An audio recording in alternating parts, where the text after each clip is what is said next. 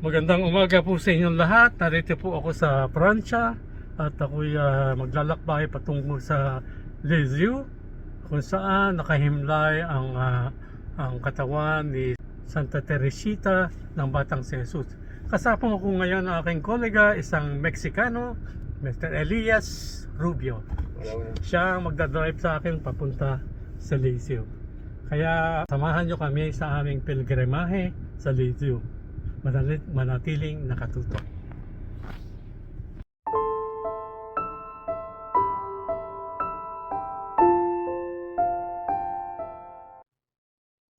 Ngayong araw ay linggo, ika-4 ng Enero 2026.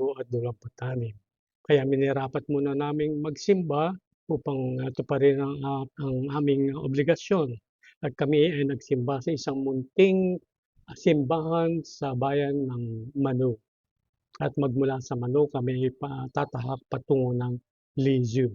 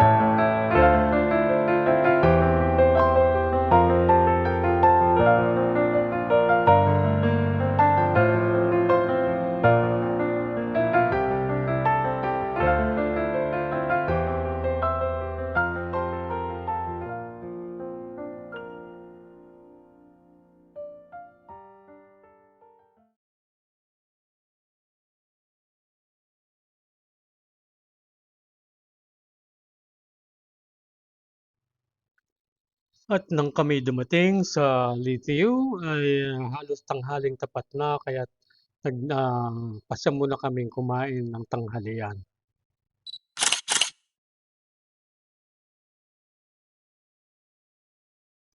Matapos ang panananghalian, nagpasya kaming maglakad patungo sa Katedral ng San Pierre dahil malapit lamang ito. Ito ay nasa harap ng plaza na may magandang fountain. Ang Katedral ng San Pierre ng Lisieux ay isang mahalagang lugar na binibisita ng mga peregrina doon.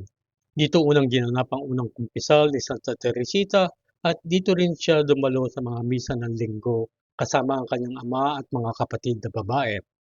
Ang altar ay itinayo salamat sa donasyon mula kay Luis Martin, ang ama ni Santa Teresita. Ito ang lugar kung saan nakilahok si Santa Teresita sa buhay ng lokal na simbahan noong kabataan niya. Dito siya nagsimba linggo-linggo sa loob ng 10 taon kasama ang kanyang kapamilya.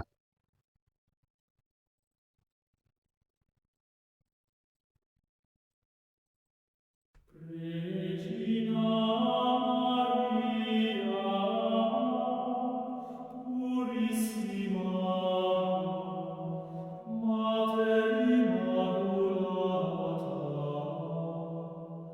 plena gratia et misericordia, in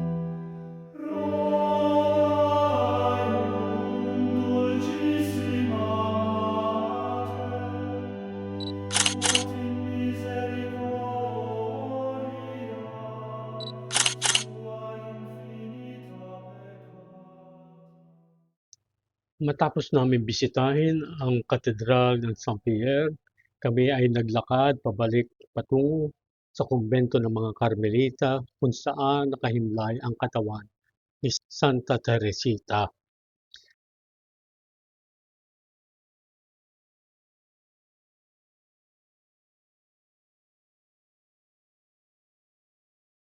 At doon ay ipinanalangin ko ang mga intensyon ng mga taga-subaybay ng ang tinig ni Padre Pio.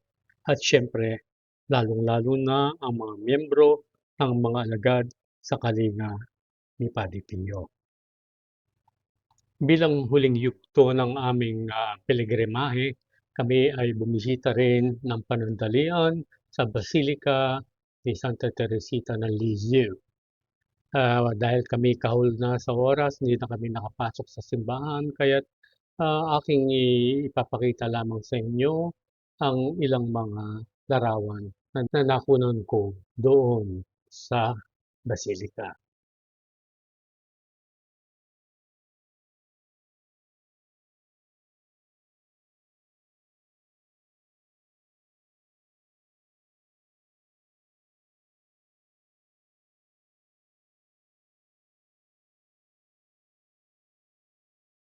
At yan po ang ating pagtatanghal ngayong araw na naway naibigan po ninyo at nabigyan kayo ng ideya kung ano ang sanktuaryo at dambana na ni Santa Teresita ng Batang si Jesus. At sa susunod na episodyo ay may isa pa po akong pilgrimahe na isinagawa dito sa Pransya at ito ay isang dambana ng isang santong masugid at dakilang deboto ng mahal na Birheng Maria na walang iba kundi si San Luis Marigignon de Montfort. Kaya abangan po ninyo ang episodyong ito. Hindi ko lang po alam kung ito'y may isasagawa ko ngayon dito pa sa Pransya o maaring daan na lang po pagbalik ko sa Pilipinas. Maraming salamat po sa inyong patuloy na pagtangkilik at panonood sa Ang Tinig ni Padre Pio. At maraming salamat din po sa aming taga-suporta ng mga alagad sa kalinga ni Padre Pio. Hanggang sa muli nating pagkikita, naway pagpalain at patubayan kayo palagi ng ating Panginoong Diyos.